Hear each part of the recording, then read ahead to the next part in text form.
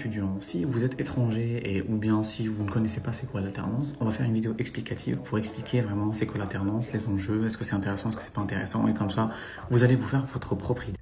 L'alternance est un système de formation fondé sur deux phases, la phase pratique et la phase théorique. La phase pratique que vous allez faire en entreprise et la phase théorique que vous allez faire à l'école ou à l'université. En gros, vous allez faire peut-être 4 jours en entreprise, un jour à l'université ou à l'école par semaine. Donc du coup, vous allez alterner. Parfois c'est 2 jours, 3 jours. Parfois c'est toute une semaine, puis toute une semaine. Tout dépend du système, tout dépend de votre entreprise et tout dépend de votre école. L'avantage avec l'alternance, en outre de bénéficier d'une formation vraiment très intéressante parce qu'elle alterne la théorie et la pratique, c'est que la formation de base est financée. Vous êtes en école ou si vous êtes en université, vous n'allez pas payer les frais de scolarité. Certaines écoles sont extrêmement chères, elles dépassent les 8 000, 9 000 euros, donc du coup c'est très intéressant de les faire en alternance comme ça. Tous les frais sont pris en charge par l'OPCO. Après, il y a un certain seuil qu'il ne faut pas dépasser, tout dépend des entreprises bien évidemment. L'autre avantage aussi, c'est que vous êtes rémunéré, donc du coup, vous allez toucher 80, 90, 100% du SMIC, voire parfois plus, tout dépend des entreprises, tout dépend de votre poste. Donc du coup, ça vous permet de financer votre formation et d'être payé à côté. Donc du coup, c'est la meilleure opportunité pour un étudiant selon moi.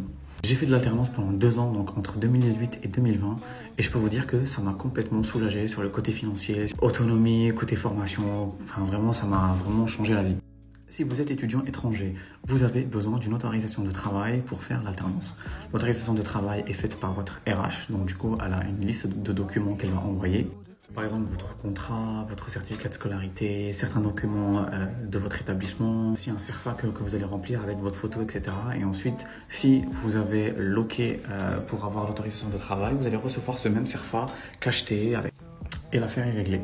Il faut que votre poste d'alternance soit en adéquation avec la formation que vous êtes en train de suivre. Si par exemple vous êtes en train de faire une licence en électronique, vous n'allez pas faire une alternance dans le médical par exemple. Enfin, je dis n'importe quoi, c'est juste pour vous expliquer le contexte. Vous avez aussi 2 types de contrats. Vous avez le contrat de professionnalisation et vous avez le contrat d'apprentissage. Je vais vous mettre ici et ici quelle est la différence entre le contrat d'apprentissage et le contrat de professionnalisation. Après, tout est une question d'âge, tout est une question de formation initiale, continue, etc. Donc vérifiez bien si vous êtes éligible à l'un ou à l'autre parce que je sais que parfois ça peut porter à confusion. Bref, j'espère que cette vidéo vous a un petit peu aidé. Si vous avez des questions, n'hésitez pas à me les mettre en commentaire. Et si vous voulez plus de vidéos sur tout ce qui est vie étudiante, stage, formation, alternance, n'hésitez pas à me les mettre en commentaire. Merci.